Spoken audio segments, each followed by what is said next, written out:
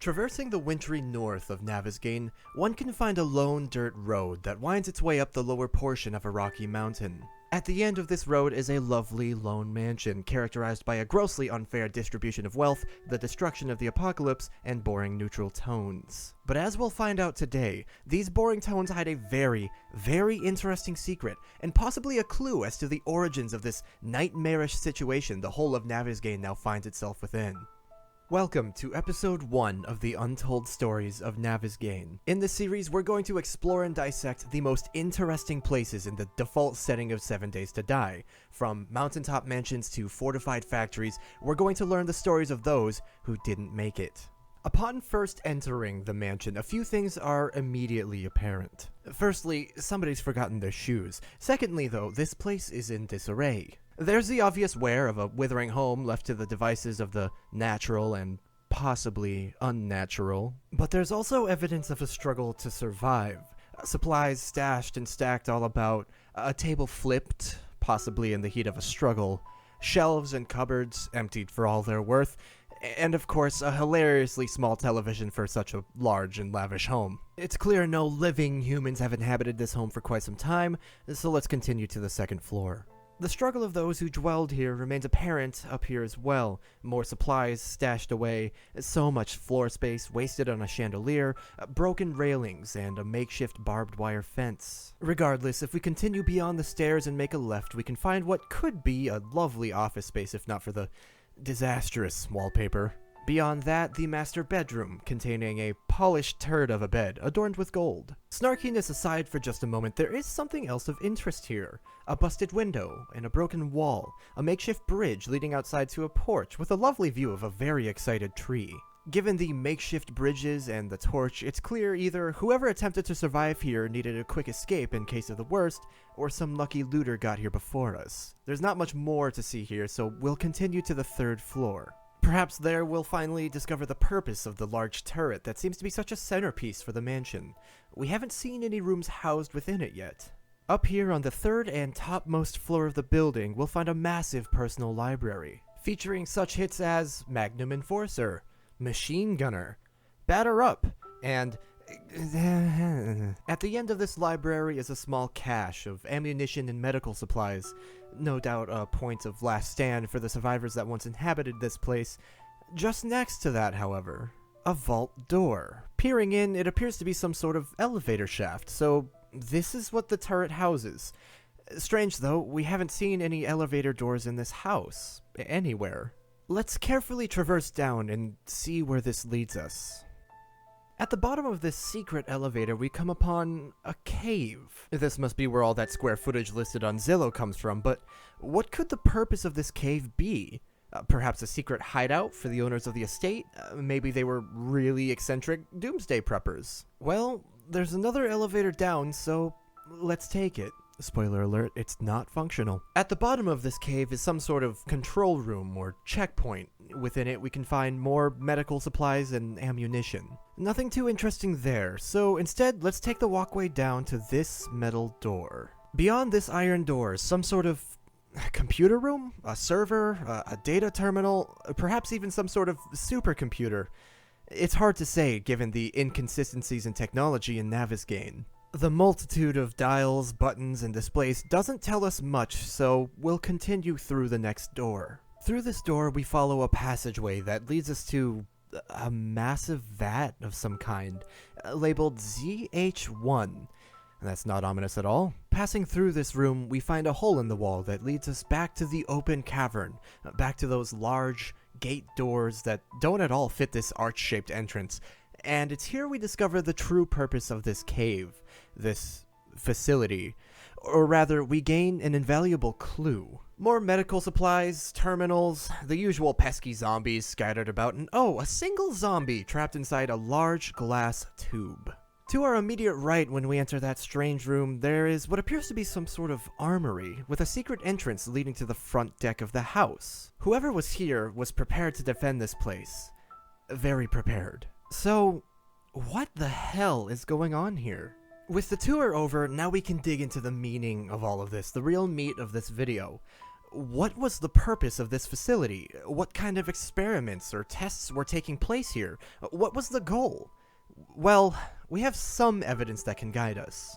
That vat we saw earlier, labeled ZH1, it has a series of pipes feeding from it to the glass tube. There are also hazard workers in hazmat suits manning the vat, alluding to some serious danger about whatever ZH1 is. That vat, ZH1, we will come back to that. We have the terminal room, no doubt once collecting large amounts of data, overlooking the entire scene. We have a myriad of people, or former people, probably survivors, workers, guards, and that lone test subject in the glass. Electric relays, a chalkboard, piles of supplies. What's it all for? What does it all mean? I think the key to all of this is that vat, or rather whatever it contains or contained, ZH1. What is ZH1?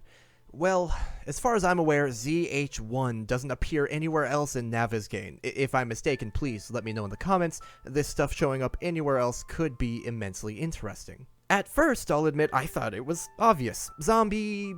something. Well, okay, good start, but from there, I'm at a loss. Zombie hormone?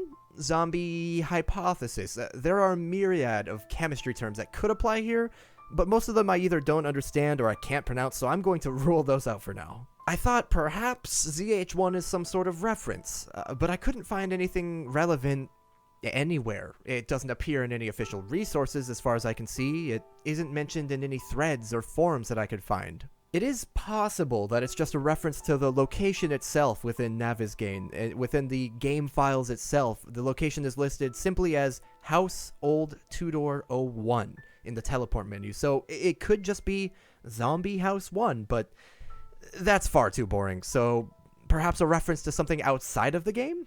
Well, probably not. The game H1Z1 comes to mind, but that was released 2 years after 7 Days to Die was. This could hold some weight if this location was added after H1Z1 was released. H1Z1 was a zombie game at release after all, but after scrubbing every resource I could find, I'm just not sure. There are records and logs of every noteworthy location in Navasgane, but those that I could find that listed this location didn't list when it was added, or if it's been in the game since day one. I don't think the game released with this location, but I just don't know. I don't remember. I'll mention once again here, if you have any way of knowing when this location was added to the game, let me know in the comments. Knowing that could inform a lot.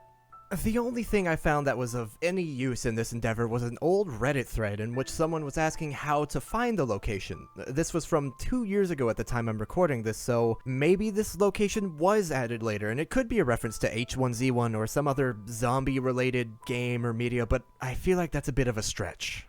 There are 2 other possible references that could be made here with ZH1, but I'll admit right off the bat before I get to them, I do also find these unlikely. Okay, in 2015, the monster truck Zombie Hunter debuted in Miami with ZH1X13 painted on its side. Maybe somebody at Fun Pimps is a monster truck fan? Okay, there's also a paintball event group thing in Kansas. The Kansas Zombie Hunters, apparently formed by Zombie Hunter 1, or ZH1, when this person first caught wind of the zombie apocalypse. It seems like a lot of fun, but again, unless somebody at Fun Pimps is a big fan of paintball, specifically in Kansas, this probably has nothing to do with our question. I understand that was pretty silly, especially considering the tone of this investigation, but those are genuinely some of the only other leads I've got as far as external references. So, where does that leave us then? Well, with a lot of questions, mostly.